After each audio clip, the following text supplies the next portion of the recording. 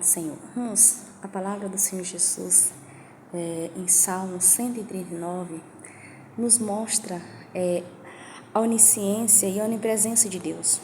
Nesse salmo, o salmista, ele inicia esse cântico falando que Deus sonda ele, que conhece ele, que entende os seus pensamentos. E ele diz assim: o Senhor cerca o meu andar, o meu deitar, o meu caminhar. E até mesmo quando ele vai falar, ele já sabe o que a pessoa vai pronunciar. E ele diz assim: o Senhor me conhece por detrás, por frente, o Senhor me conhece de todas as formas. E ele diz assim: da onde eu iria ser capaz de me esconder da sua presença? Aqui, só nessas primeiras palavras, a gente vê o tamanho do poder de Deus. Irmãos, aqui ele mostra que Deus, ele conhece verdadeiramente o homem. Ele conhece cada passo que a gente dá, cada intenção que a gente tem. E nessas primeiras palavras, a gente já vê assim, que por mais que alguns possam querer se esconder de Deus, ele diz: Deus vê tudo. O salmista diz assim: se eu descer nas profundezas do mar, o Senhor está lá. Se tentar se esconder nas trevas, as trevas para Deus é como o dia. Então, nada pode nos fazer escapar do olhar de Deus. Ele vê tudo. Ele sabe a intenção do coração.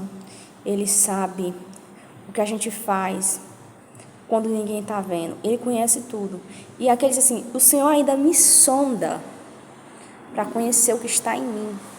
Então aqui a gente já está vendo, Deus, ele é soberano sobre todas as coisas. E o que nós vamos aprender com isso? Que se nós quisermos ir para o céu, vamos fazer o quê? Buscar ser fiel, seja na presença das pessoas ou da ausência, porque Deus conhece todas as coisas. Não ter pressa de falar, porque até mesmo as nossas palavras, elas podem ser para construir ou para destruir, seja uma pessoa, seja a nossa comunhão com Deus. Então, isso aqui é uma observação. Também aqui ele mostra o tamanho da grandeza de Deus na questão da criação do ser humano. Ele diz assim: olha, quando eu ainda era uniforme no ventre da minha mãe, quando meus ossos ainda não tinham sido feitos, o Senhor já conhecia e já tinha escrito essas coisas. Ele está demonstrando aqui a grandeza de Deus. Que até mesmo, irmãos, é algo bem engraçado, né, se a gente for observar. Como é que uma criança se forma no ventre da mãe? Porque, assim, não começa já um osso feito, um órgão feito, não. Começa um sêmen e um óvulo, que tem a junção ali, e ali desenvolve um ser humano, através daquela concepção. Então, ele diz assim, é uma forma terrível. Como é que o ser humano é formado no ventre da mãe? Somente Deus pode fazer isso, meu amigo. Não existe outra explicação. É obra divina de Deus. Então, aqui ele está mostrando o poder divino de Deus, que às vezes o ser humano nem consegue explicar, mas é preciosíssima e é uma coisa extraordinária que nos encanta. E também, além dessa grande graça, ele nos mostra que Deus, ele tem pensamentos grandiosos para a nossa vida. É claro que nós temos que entender que os planos de Deus, os sonhos de Deus, as bênçãos dele, a herança dos altos céus, vai depender do nosso compromisso. Como no começo o salmista fala, ele sonda a pessoa, ele conhece. É por isso que a gente tem que se esforçar para fazer as coisas certas. Porque, meu amigo, esse Deus que vê, que permite uma criança se formar no ventre da mãe, que conhece até o mínimo dos detalhes, até a palavra que vai sair ainda da nossa boca, ele é poderoso para discernir todas as coisas, se nós estamos realmente com sinceridade ou não. E a Bíblia também nos mostra nesse mesmo salmo que Deus, ele matará o ímpio. E o salmista diz assim: apartai-vos de mim, homens de sangue. O que a Bíblia aqui nos ensina, vocês irmão, a Bíblia diz que Deus não faz acepção de pessoa, Ele chama o povo, é claro que Ele chama o povo para se arrepender, mas por que Ele matará o ímpio? Porque ele não se converteu ao Senhor. A pessoa que morre se converteu ao Senhor de verdade, que conhece a verdade, mas fica repetindo o pecado, se torna ímpio, se torna um ato de iniquidade, aí não tem como entrar no céu. E você pode dizer assim, mas era... fulano nem acredita nisso. Meu amigo, Deus conhece o coração. É por isso que a gente não tem que se confundir com aparência. A gente tem que ser de verdade. Não é que nós vamos ser melhor do que os outros. A gente vai lutar com nós mesmo para poder ser aprovado por Cristo. E ele diz assim, apartai-vos de mim, homens de sangue. A Bíblia diz que se alguns irmãos não trazem a mesma doutrina que a gente não deve nem receber e saudar. Você pode dizer, mãe, o amor entre os irmãos. Tem o amor entre os irmãos, mas tem pessoas tão descaradas. Vou te dizer, os falsos profetas, tá? Para você não ficar dizendo que eu estou julgando. A Bíblia diz que iam ter falso profeta, pessoas que seriam contra o casamento, contra a doutrina, que não suportariam a sã doutrina. Esses homens, irmãos, são homens de sangue. Você já viu aquelas pessoas que falam de Deus, que falam de Jesus, mas na primeira oportunidade eles matam, eles destroem um lar. Na primeira oportunidade eles maquinam a queda do outro na maior cara de pau, na maior frieza, e não se arrependem. E faz isso a vida inteira como se fosse normal, como se fosse apenas um jogo. Eles não respeitam a Deus, eles não têm temor de Deus, eles estão ali, irmão, só por status, por dinheiro, ou por lá sei o que mesmo, só para fazer a obra do coisa ruim. Então, esses homens são homens de sangue, homens que fazem destruição. Se você conhece assim um falso profeta, vou dizer bem claro, uma pessoa que contraria totalmente a Bíblia, querendo convencer as pessoas que o reino de Deus é Nutella, esse homem é de sangue. A Bíblia diz, não siga ele, aparte-se do mal. Porque se você seguir, não vai ter salvação. Porque se você segue o que é errado, logo você compactua com o que é errado. Nós temos que seguir a Bíblia, as Santas Escrituras. Tem homens de Deus, mulheres de Deus, que servem para nos ajudar nas batalhas, às vezes para nos pastorear, para ser uma liderança, porque a vida é assim. A Bíblia nos mostra as hierarquias, tem a liderança, tem aqueles que estão ali ajudando. A gente sabe como é que funciona. A Bíblia nos descreve, mas o nosso foco principal de obediência tem que ser a Deus.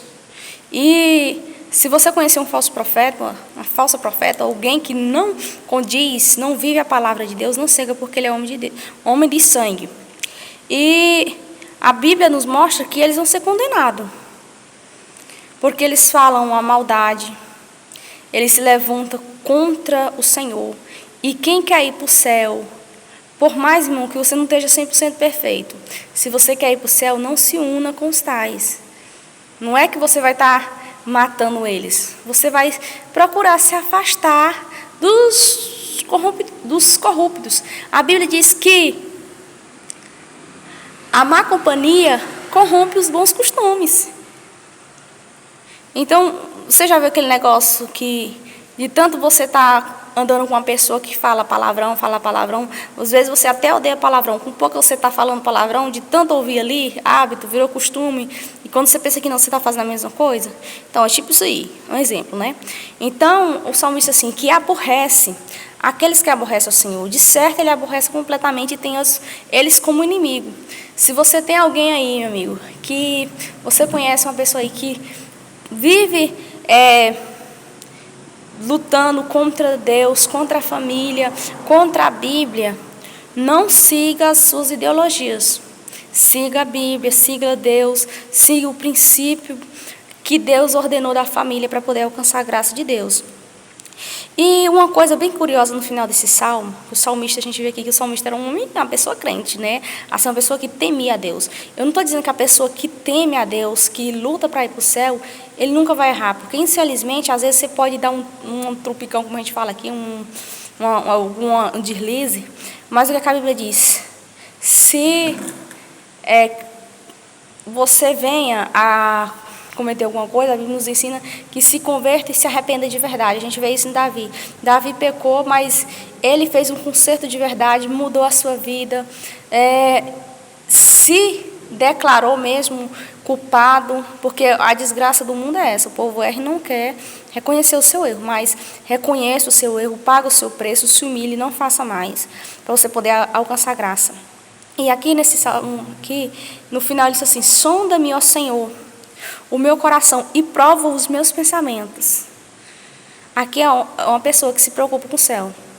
Porque tem hora que a gente pensa que está fazendo certo, que está pensando certo, está projetando certo e não está. É por isso que crente que quer ir para o céu, ele tem que aprender a ser guiado pelo Espírito Santo de Deus. E ele diz assim, ó, me sonda, Deus. Você já viu a pregação de Paulo? Diz assim, se os homens julgassem a si mesmos, não haveria tantos mortos, tantos enfermos e outros que já até partiram lá para o Beleléu, para o inferno mesmo.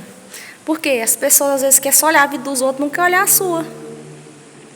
E ele disse assim, me sonda, porque tem hora que a gente pensa que está no caminho certo e não está. E ele disse assim, vê se há em mim algum caminho mau e me guia pelo caminho eterno. Isso aqui, meu amigo, é uma confissão de que alguém que se declara assim, que não conhece todas as coisas, mas serve de verdade um Deus que conhece todas as coisas, e pede a direção e se entrega de verdade ao Senhor. Porque, primeiro, Deus conhece tudo. Se você, mesmo que esteja enfrentando dificuldade, para vencer algum pecado, alguma dificuldade, está numa luta, mas você tem o desejo, você tem a força, você está batalhando, você está lutando contra o pecado, então peça ajuda do céu que você vai vencer. Lute, porque Ele conhece todas as coisas e vai ter o dia do juízo. E quem não botar Deus acima de tudo na sua vida, quem não for capaz de renunciar a si mesmo para viver a palavra, não alcançará a graça de Cristo Jesus. Então essa é a palavra que eu trago para os irmãos essa noite, que Deus possa nos abençoar em nome de Jesus.